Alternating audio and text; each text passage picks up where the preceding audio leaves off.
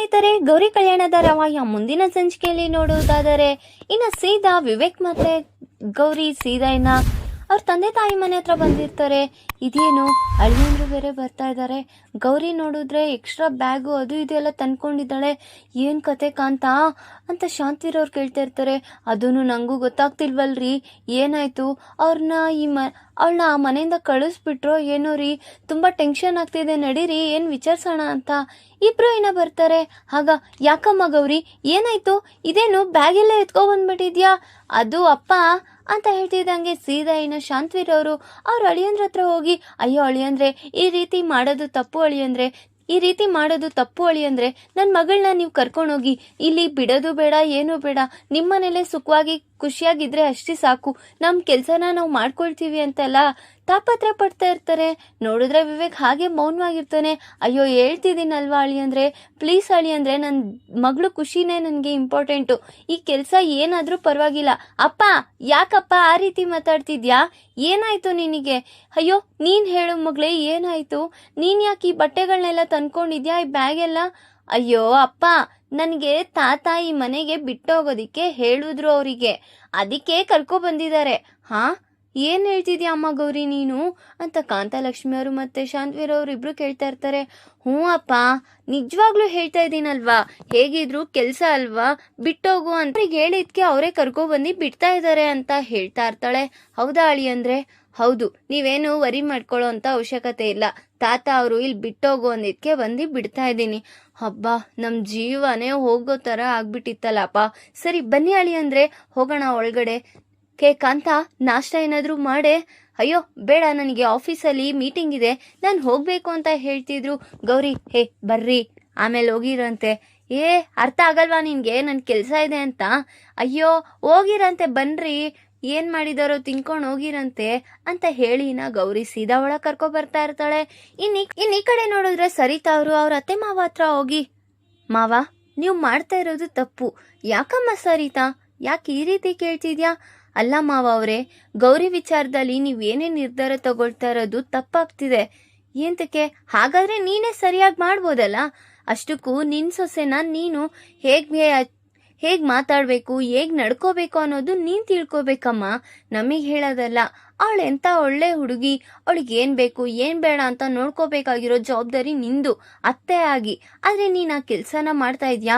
ಅವಳಾದರೆ ನಿನಗೇನು ಬೇಕು ಏನು ಬೇಡ, ಈ ಮನೆಗೇನು ಬೇಕು, ನಿನ್ನ ಮಗನಿಗೇನು ಬೇಕು, ಈ ಎಲ್ಲರಿಗೂ ಏನೇನು ಬೇಕು ಅನ್ನೋದು ನೋಡ್ಕೊಂಡೇ ಇರೋದೇ ಆಯಿತು ಅವಳದೇ ಹೊತ್ತು. ಅವಳು ಏನು ಬೇಕು ಅಂತ ನಿಮ್ಮ ಹತ್ರ ಇದುವರೆಗೂ ಕೇಳಿದಾಳ? ಇಲ್ಲ ಅಲ್ವಾ? ಅದು ಆ ಸ್ವಾಭಿಮಾನ ಇಟ್ಕೊಂಡು ಬೆಳೆದಿರೋ ಹುಡುಗಿ. ಅವಳಿಗೆ ಇದೊಂದು ಸಹಾಯ ಮಾಡಿದ್ರೆ ಅವ್ರ ಅಪ್ಪ ಅಮ್ಮನ ಸಾಲ ತೀರಿಸ್ಬೇಕು ಅನ್ನೋ ಒಂದು ಛಲದಿಂದ ಅವಳಿಗೆ ಕೆಲ್ಸಕ್ಕೆ ಒಪ್ಕೊಂಡಿದ್ದಾಳೆ. ನಿನ್ಗೂ ಗೊತ್ತು ಅಲ್ವಾ? ಮತ್ಯಾಕಮ್ಮ ಈ ರೀತಿ ಬಂದು ಮಾತಾಡ್ತಿದ್ಯಾ? ಹಾಗಾದ್ರೆ ನೀನು ನಿಮ್ ಸೊಸೆನ ಅರ್ಥ ಮಾಡ್ಕೋಬೇಕಾಗಿರೋ ಜವಾಬ್ದಾರಿ ನಿಂದು, ನಮ್ದಲ್ಲ. ಇನ್ನು ಇದ್ರ ಮೇಲೆ ನಿನ್ನಿಷ್ಟ ಅಂತ ಹೇಳ್ತಾ ಇರ್ತಾರೆ. ಧಾರಾವಾಹಿ ಪ್ರತಿಯೊಂದು ಸಂಚಿಕೆ ತಪ್ಪದೆ ನೋಡಬೇಕಾದರೆ ನಮ್ಮ ಜ್ಯೋತಿರ್ಭವ ಚಾನಲ್ನ ಈಗಲೇ ಸಬ್ಸ್ಕ್ರೈಬ್ ಮಾಡ್ಕೊಳ್ಳಿ. ಹಾಗೆ ಪಕ್ಕದಲ್ಲಿರುವ ಬೆಲ್ ಬಟನ್ ಅನ್ನು ಪ್ರೆಸ್ ಮಾಡಿ ಅದರಲ್ಲಿ ಆಲ್ ಆಪ್ಷನ್ ಸೆಲೆಕ್ಟ್ ಮಾಡ್ಕೊಳ್ಳಿ. ಇದರಿಂದ ನಾವು ರಿಲೀಸ್ ಮಾಡುವಂತಹ ಸಂಚಿಕೆ ಅಪ್ಡೇಟ್ ನೋಟಿಫಿಕೇಶನ್ ಸಿಗುತ್ತೆ. ಇನ್ನು ಈ ಕಡೆ ನೋಡಿದ್ರೆ ಶ್ಯಾಮ್ ಹೇಗಾದ್ರೂ ಮಾಡಿ ಅನಾಮಿಕಾ ನಂಬರ್ನ ನಾನು ಕಂಡುಹಿಡಿಬೇಕಲ್ಲ, ಏನು ಮಾಡೋದು ಅಂತ ಯೋಚನೆ ಮಾಡ್ತಾ ಇರ್ತಾನೆ. ಇನ್ನು ಈ ಕಡೆ ನೋಡಿದ್ರೆ ಸರಿತಾ ಅವರು ತುಂಬ ದಿಗ್ಲಾಗಿ ಅವ್ರ ಅತ್ತೆ ಮಾವ ಹೇಳಿದ್ನ ಯೋಚನೆ ಮಾಡ್ತಾ ನಿಂತಾಗೆ ಇನ್ನು ಚಂಚಲ ಬಂದು, ಯಾಕತ್ಗೆ ಹೋ ಅಪ್ಪ ಅಮ್ಮ ಅಂದಿದ್ದ ಬಗ್ಗೆ ಯೋಚನೆ ಮಾಡ್ತಾ ಇದ್ದೀರಾ? ಇನ್ನೇನು ನಿಮ್ಮ ಮಗನೂ ಬೇರೆ ಅಲ್ಲಿಗೆ ಹೋಗಿದ್ದಾನೆ, ಅವ್ರೇನು ಸುಮ್ಮನೆ ಬಿಟ್ಬಿಡ್ತಾರ ಹೇಳಿ ಅತ್ಗೆ? ಅದು ಇದು ಹತ್ತಿನಿ ಅಳಿ ಅಂದರೆ ಇತ್ತಿನಿ ಅಳಿ ಅಂದರೆ ಅಂತ ಇನ್ನು ಅವನಿಗೆ ಆಫೀಸ್ಗೆ ಹೋಗಕ್ಕೆ ಬಿಡ್ದಿರಾ ಅಲ್ಲೇ ಮಜವಾಗಿ ಕೂರಿಸ್ಕೊಂಡಿರ್ತಾರೆ ಆ ಕಾಂತಲಕ್ಷ್ಮಿ ಅವರು. ನೀನಷ್ಟೆಲ್ಲ ಯೋಚನೆ ಮಾಡೋ ಅವಶ್ಯಕತೆ ಇಲ್ಲ ಚಂಚಲ. ನನ್ನ ಮಗ ಹೋಗಿರೋದು ಅಲ್ಲಿ, ಅವನಿಗೆ ಬಿಟ್ನಾ ಓದ್ನ ಅನ್ನೋ ಥರ ಇರ್ತಾನೆ. ಹೌದಾ, ನಿಜಾನ ಅತ್ಗೆ? ಆಯ್ತು ಬಿಡಿ, ನೋಡೋಣ ನಿಮ್ಮ ಮಗ ಹೋಗಿರ್ತಾನೋ ಇಲ್ವೋ, ಸ್ವಲ್ಪ ಹೊತ್ತಲ್ಲೇ ಗೊತ್ತಾಗುತ್ತೆ ಅಂತ ಅವರಿಬ್ರು ಸಹ ಮಾತಾಡ್ಕೊಳ್ತಾ ಇರ್ತಾರೆ. ಇನ್ನು ಈ ಕಡೆ ನೋಡಿದ್ರೆ ಗೌರಿ ಮತ್ತೆ ವಿವೇಕ್ ಇಬ್ರು ಇನ್ನ ಮನೆಯೊಳಗೆ ಬಂದಿರ್ತಾರೆ. ಇನ್ನು ಅಶೋತ್ಗೆ ಗೌರಿ ತಗೊಳ್ರಿ ಉಪ್ಪಿಟ್ಟು ಮಾಡಿದ್ದಾರೆ ತಿನ್ನಿ ಅಂತ ಹಾಕೊಡ್ತಾ ಇರ್ತಾರೆ. ಇನ್ನು ಏನಪ್ಪ ಈ ನಮ್ಮ ಜೀವನ, ಈ ಕಡೆ ತಿನ್ನಕ್ಕಾಗದೆ ಬಿಡಕ್ಕಾಗದೆ ಈ ಉಪ್ಪಿಟ್ಟನ್ನ ತಿನ್ಬೇಕಾ? ನೀವು ಹೆಂಗಸ್ರು ಇದ್ದೀರಲ್ಲ, ಏನು ಮಾಡಬೇಕು ಅದನ್ನು ಮಾಡಲ್ಲ, ಬೇಡದೆ ರವೆ ಮಾಡ್ತೀರಾ, ಈ ಕಾಂಕ್ರೀಟ್ನೇ ಹೇಗಪ್ಪ ತಿನ್ನೋದು ಅಂತ ಕೊರಗ್ತಾ ಇರ್ತಾನೆ ವಿವೇಕ್. ಸರಿ ನಾನೊಬ್ನೇ ಏನ್ ತಿನ್ನ ಚೆನ್ನಾಗಿರುತ್ತೆ, ತಗೋ ನೀನು ತಿನ್ನು ಅಂತ ಬಲವಂತವಾಗಿ ಗೌರಿಗೆ ತಿನ್ನಿಸ್ತಾ ಇರ್ತಾನೆ. ಅದನ್ನ ನೋಡಿ ಅವ್ರ ಅಪ್ಪ ಅಮ್ಮ, ಅಯ್ಯೋ ರೀ, ಅಳಿಯಂದ್ರು ಮತ್ತೆ ಗೌರಿನ ನೋಡ್ತಿದ್ರೆ ನನಗ್ ನಾಚಿಕೆ ಆಗ್ತಿದೆ ಕಣ್ರಿ, ಎಷ್ಟು ಅನ್ಯೋನ್ಯವಾಗಿ ಖುಷಿಯಾಗಿದಾರಲ್ವಾ ರೀ ಅಂತ ತುಂಬಾ ಖುಷಿ ಪಡ್ತಾ ಇರ್ತಾರೆ. ಇನ್ ಈ ಕಡೆ ನೋಡಿದ್ರೆ ಚಂಚಲ ಸರಿತಾ ಅವ್ರಿಗೆ ಇಲ್ದೇ ಇರೋ ಪಿಟಿಂಗ್ ಗೌರಿನ ಮನೆಯೊಳಗೆ ಸೇರಿಸ್ಲೇಬಾರ್ದು ಅಂತ ಯೋಚನೆ ಮಾಡ್ತಾ ಇದ್ದಾರೆ.